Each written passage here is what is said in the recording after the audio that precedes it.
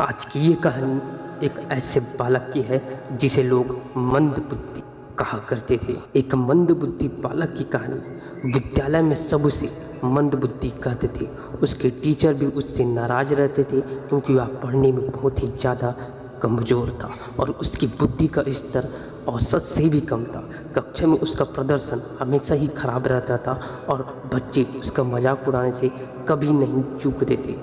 पढ़ने जाना तो मानो एक सजा के समान हो गया था। वह जैसे ही कक्षा में घुसता और बच्चे उस पर हंसने लगते। कोई उसे महामूर्ख तो कोई बैलों का राजा तो कोई उसे गधा कहकर उसे चिढ़ाया करते थे। यहाँ तक कि कुछ अध्यापक, कुछ टीचर उसका हर रोज़ मजाक उड़ाया करते थे। इन सब से परेशान होकर उसने स्कूल जाना ही छोड़ दिया। अब वह दिन भर इधर उधर भटकता और अपना समय बर्बाद करता। एक दिन इसी तरह कहीं से वह जा रहा था, कहीं से गुजर रहा था और घूमते घूमते उसे प्यास लग गई।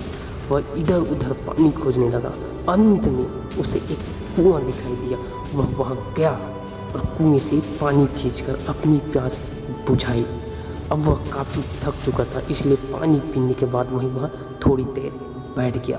तभी और उसकी नज़र पत्थर पर पड़े उस निशान पर गई जिस पर बार बार कुएं से पानी खींचने की वजह से रस्सी का निशान बन गया था।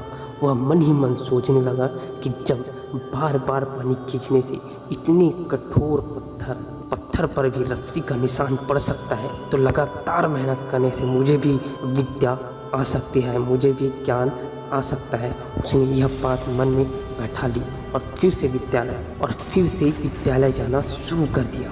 कुछ दिन तक लोग उसी तरह उसका मजाक उड़ाते रहे, पर धीरे धीरे उसकी लगन देखकर अध्यापकों ने भी उसका सहयोग करना शुरू किया, उसका साथ देना शुरू कर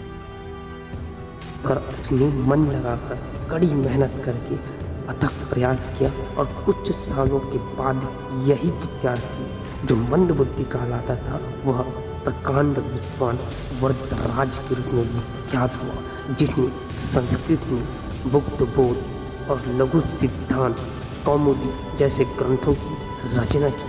तो दोस्तों, इससे यही शिक्षा मिलती है कि हम अपनी किसी भी कमजोरी पर जीत हासिल कर सकते हैं।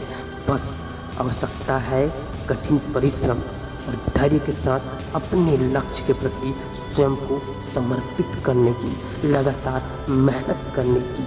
आप सदैव प्रसन्न रहिए। जो प्राप्त है पर्याप्त है, जिसका मन मस्त है उसके पास समस्त है।